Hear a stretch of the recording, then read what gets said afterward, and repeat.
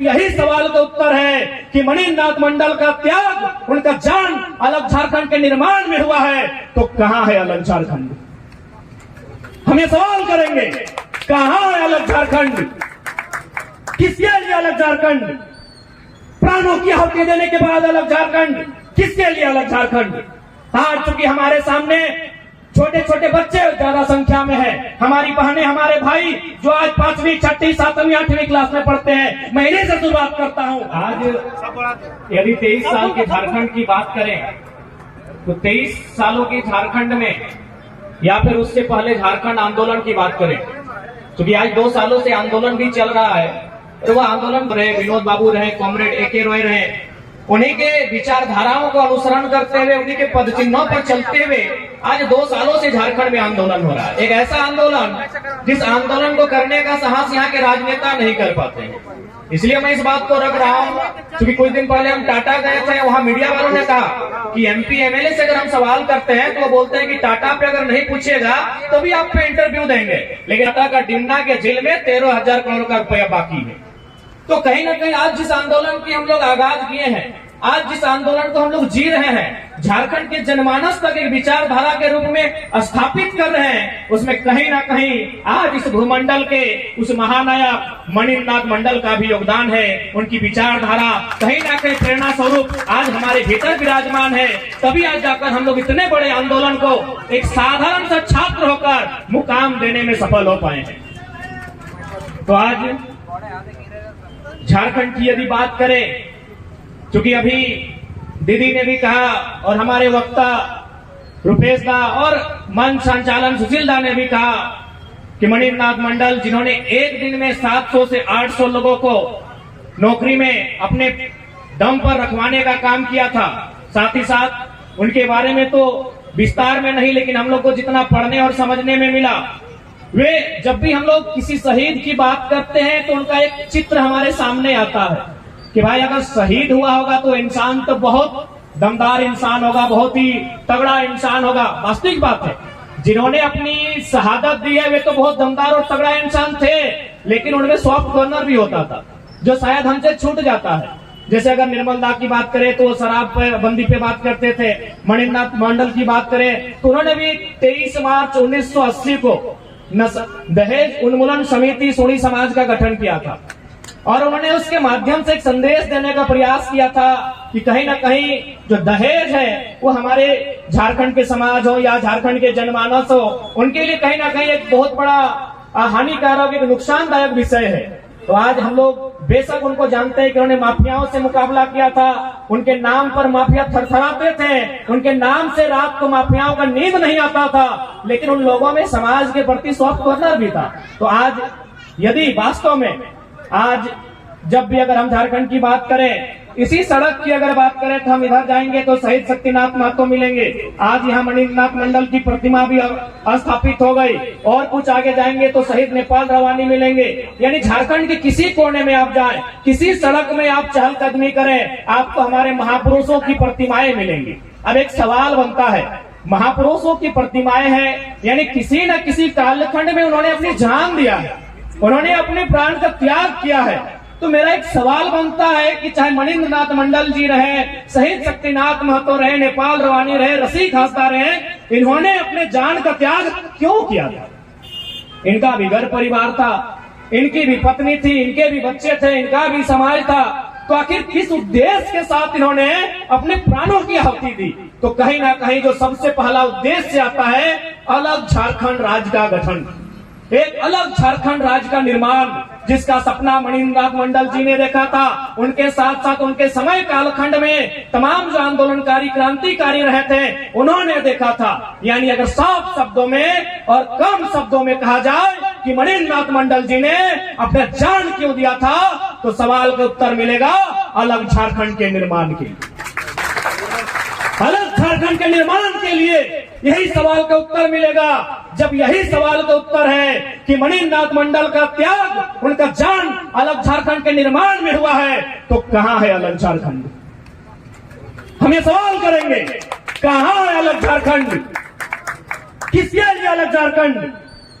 प्राणों की आहुति देने के बाद अलग झारखंड, किसके लिए अलग झारखंड?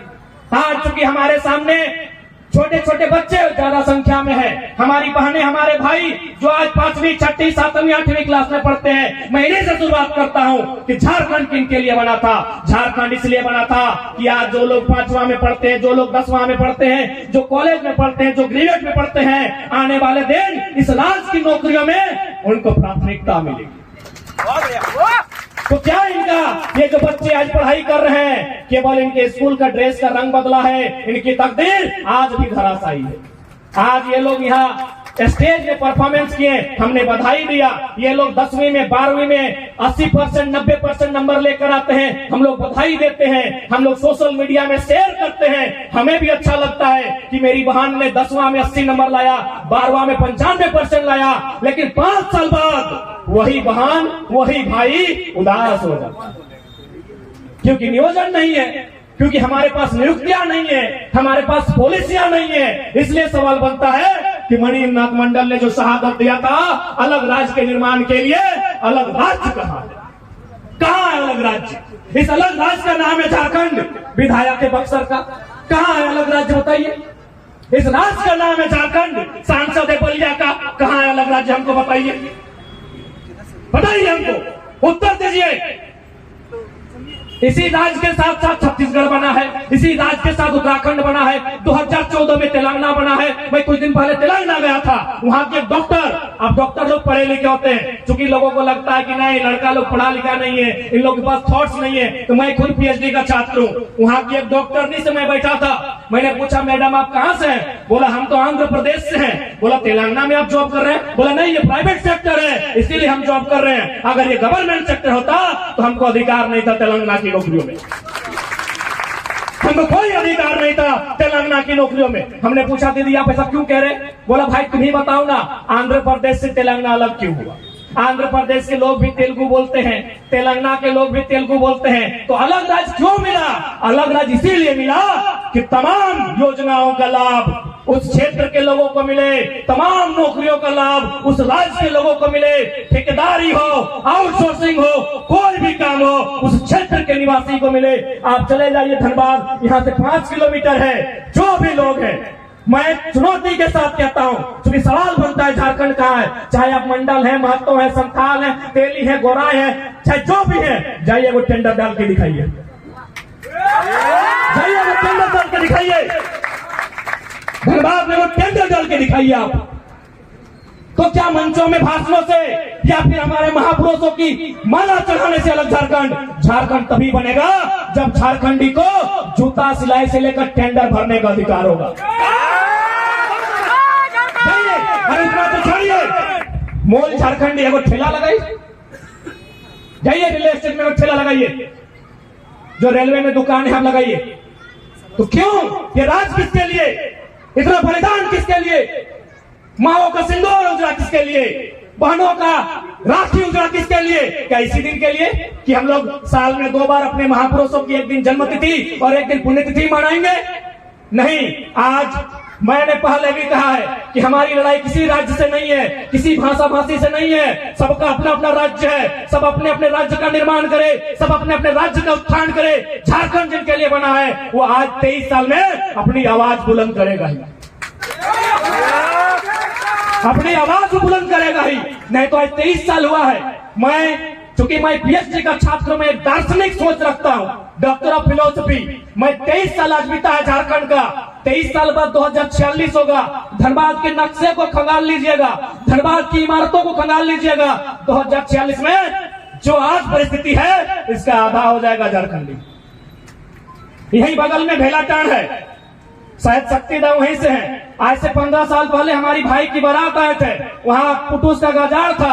आज बड़ी बड़ी इमारतें हैं, एक भी इमारतें झारखंडी की नहीं है, एक भी इमारतें झारखंडी की नहीं है। इसलिए आज मैं कहूंगा यदि वास्तव में चाहते हैं मणिनाथ मंडल का सपना साकार हो तो जमीन भी उनकी होनी चाहिए जो झारखंडी। हम मुंबई गए, मुंबई में 6 दिन में 42 को सभा किए। वहां भी जितना विस्थापन हुआ, वहां हाल फिलहाल 10 किलोमीटर में एक एयरपोर्ट बन रहा है। जैसे हमारे बगल में एयरपोर्ट है, हालांकि बना नहीं, पता नहीं कब बनेगा। वहां हमने सवाल किया आपका जो जमीन गया है क्या पॉलिसी है? उनसे हम रात को मिलने गए, जो मराठी लोग हैं, कि यहाँ क्या पॉलिसी है, आप 10 किलोमीटर का अपना जमीन दे दिए एयरपोर्ट बनाने के लिए, तो किस आधार पे दिए? उन्होंने कहा देखिए विकास के लिए दिए। हम बोले ठीक है, आपका जमीन गया, बदले में आपको क्या मिला? उन्होंने इशारा में एक इमारत दिखाया जिस प्रकार हमारी बड़ी बड़ी बिल्डिंगें हैं, 12 तल्ला 16 तल्ला की बिल्डिंगें हैं, कहा उसमें मेरा एक संतोषजनक कमरा है और मुआवजा है, उसके बाद हम जमीन लिए हैं। आज बताइए, यही एक गोराई परिवार आज 30 साल बाद इंसाफ की लड़ाई लड़ रहा है, उसे देखने वाला सुनने वाला कोई नहीं है, तो सिर्फ कागजों में झारखंड, सिर्फ कागजों में झारखंड। यही अभी वो तो राजकुमार का जानेंगे आमझर पंचायत में आज 30 साल बाद विस्थापन के लिए लड़ाई लड़ रहा है, तो कैसा राज्य का निर्माण हुआ अभी बताइए। वहीं महाराष्ट्र में जिसका भी जमीन लिया गया, हिसाब से उसको बिल्डिंग बना के दिया है, हिसाब से उसको पैकेज दिया गया है। जब झारखंड आते हैं तो लोग अपना बाप के मरने के बाद भी लड़ाई लड़ रहा है, ये बहुत बड़ा दुर्भाग्य का विषय है। और यदि आप चाहते हैं कि शहीद मणिनाथ मंडल का सपना साकार हो, यदि आप चाहते हैं जिस मकसद के साथ झारखंड राज्य बना है, तो 2024 में आप में राजनीतिक चेतना का उदय होना होगा, तभी इस राज्य में बदलाव हो सकता है, तभी मणिनाथ मंडल के सपनों को साकार किया जा सकता है। और नहीं तो फिर साल में 2 दिन आएंगे, एक दिन उनकी जन्मतिथि होगी, दूसरे दिन उनकी पुण्यतिथि होगी, माला चढ़ाएंगे, एक कार्यक्रम होगा, कुछ गान कुछ गीत की प्रस्तुति होगी, हम सब अपने अपने घरों को चले जाएंगे, फिर वही दशा होगी। इसलिए आज अगर झारखंडी अपनी दशा को बदलना है तो भारत एक लोकतांत्रिक देश है, आप में मत को लेकर अपनी चेतना को, अपने मत की चेतना को विकसित करना होगा, ये मैं संदेश देना आया। आज हम लोग भी जब अपने महापुरुषों को पढ़ते हैं, चाहे वो विनोद बाबू रहे, कॉमरेड ए.के. राय रहे, मणिनाथ मंडल रहे, रसिक हांसदा रहे, शहीद शक्तिनाथ महतो रहे, तो हम लोग भी चिंतन करते हैं कि उन्होंने किस प्रकार त्याग करते हुए, किस प्रकार अन्याय जुल्म का